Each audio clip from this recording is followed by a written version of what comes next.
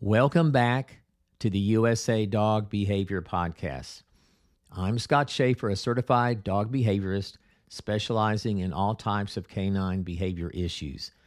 Today's episode, the buzzer deception, why even vibration-only collars are harmful. We've all seen them, the modern training collars, and that's air quotes around the word training, that promise a quick fix for all kinds of dog behavior problems. These collars are really just old school shock collars, also called e-collars to make them sound less inhumane, and many of them come with a built-in buzzer or vibrator. While the electric shock function is increasingly recognized as aversive and inhumane in these collars, many well-intentioned dog owners are drawn to the buzzer or vibration-only mode. They think it's much safer and it's not harmful to the dog. It seems like such a harmless beep or a gentle nudge, a simple way to get your dog's attention. But here's the uncomfortable truth. That buzzer is rarely a neutral signal to the dog, and I'll explain why in a minute. In most cases, it has been preloaded with fear and anxiety on the part of your dog, making it psychologically problematic and a problematic tool, even when the shock is never used again. To understand why the buzzer is problematic, we need to look at how these collars are typically introduced to the dog, and this is the key right here. The manufacturer's instructions for most electronic collars are very clear. You must first condition the dog to understand what the buzzer means. This conditioning process involves pairing the buzzer with the shock. The sequence is simple: buzzer and then shock, buzzer and then shock, buzzer and then shock, repeatedly doing this. The dog feels the strange vibration on their neck and a moment later experiences the painful or startling shock. This experience isn't a one-time event. It's repeated over and over until the dog makes the connection. It's technically called conditioning. Once this pairing is done, the shock is normally no longer needed, but the damage has been done. The shock collar works with just the vibrator. The goal is to make the buzzer a warning. But from the dog's perspective, something much more significant is happening.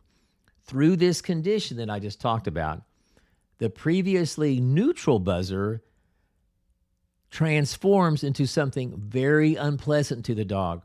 It's no longer just a vibration. It becomes a reliable predictor that something scary and painful is about to happen.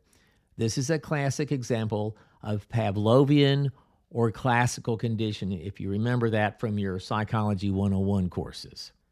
Think of it like the bell that made Pavlov's dog salivate, except in this case, the bell, the buzzer, in this case, doesn't predict food, it predicts pain. The dog doesn't just feel a buzzer, they feel a surge of anxiety and fear in anticipation of the shock. The buzzer itself has become what scientists call a conditioned aversive stimulus. Just the vibration itself induces fear. This is the core of the issue. The buzzer now triggers a conditioned emotional response of fear, stress, and apprehension. You may see this in your dog's body language when they hear the buzzer, even if no shock follows. And some of the ways that this shows is cowering or tucking their tail momentarily, flattening their ears, freezing in place, showing the whites of their eyes, or otherwise known as whale eyes, panting or yawning out of context, and then body stiffening. These behaviors may only briefly occur after the buzzer or the vibrator, but that's telling you that your dog has been negatively conditioned to that vibrator, which is almost as bad as actually receiving the shock. That's the problem. Dogs are often frozen in fear when they feel the vibration, trying to make the unpleasant feeling stop or wait it out. The tool operates on coercion and fear, not on clear communication or a willing partnership.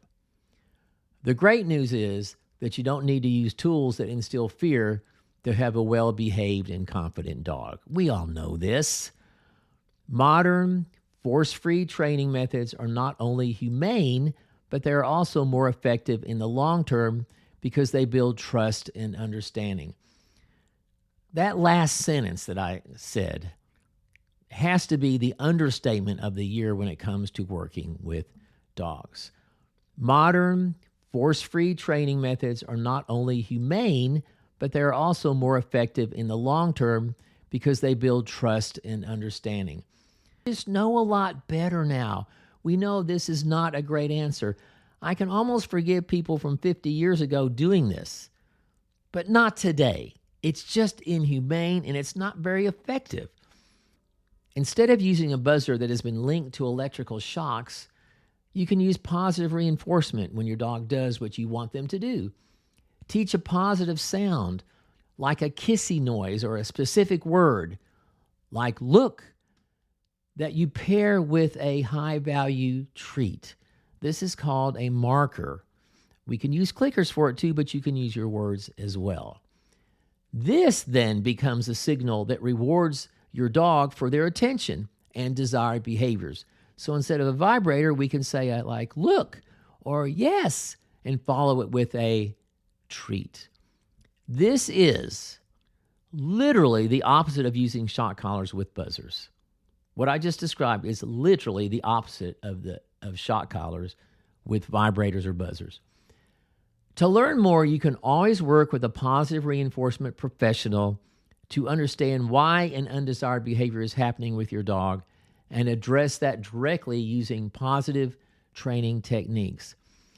Please understand, these shock collars tend to get very short-term results, what look like results, because they mask the behavior. But in the end, it comes back worse. And I wish I could tell you how many clients I have seen through the years, every week, that come in after experiencing a dog trainer who used shock collars on their dogs, and now the dog is much, much worse. We just know better in 2025.